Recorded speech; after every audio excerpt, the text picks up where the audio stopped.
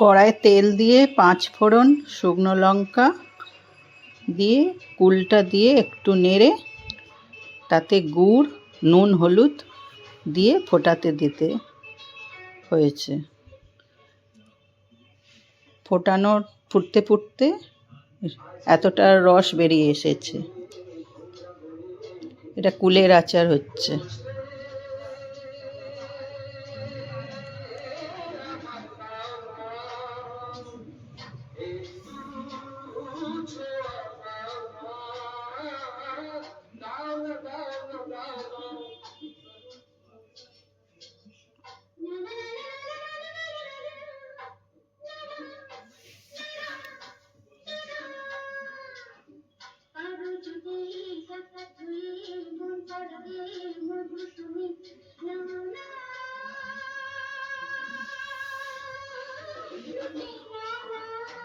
অনেকটা শুকিয়ে এসেছে, আর একটু হবে।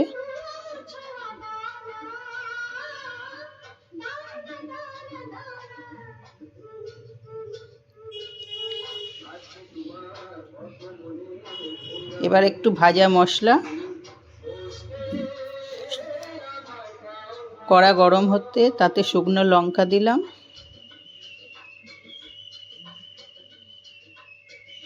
5 ফোড়ন দিলাম, খানিকটা জিরা দিলাম গোটা, দিয়ে ভালো করে ভেজে নিতে হবে।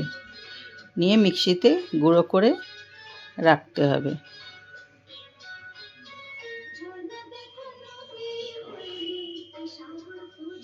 অনেকটাই রসটা শুকিয়ে গেছে কুলের।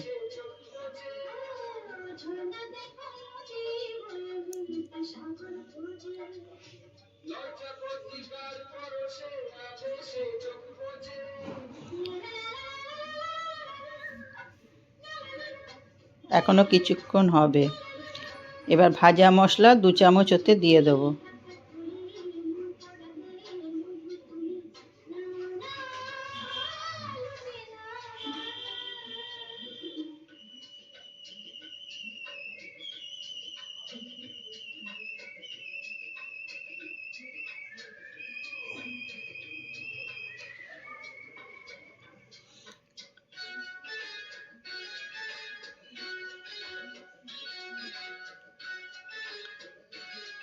ভালো করে নেড়ে আরেকটু কিছুক্ষণ রাখলে শুকিয়ে গেল। এবার বাটিতে ঢেলে নিলাম। কুলের আচার কমপ্লিট।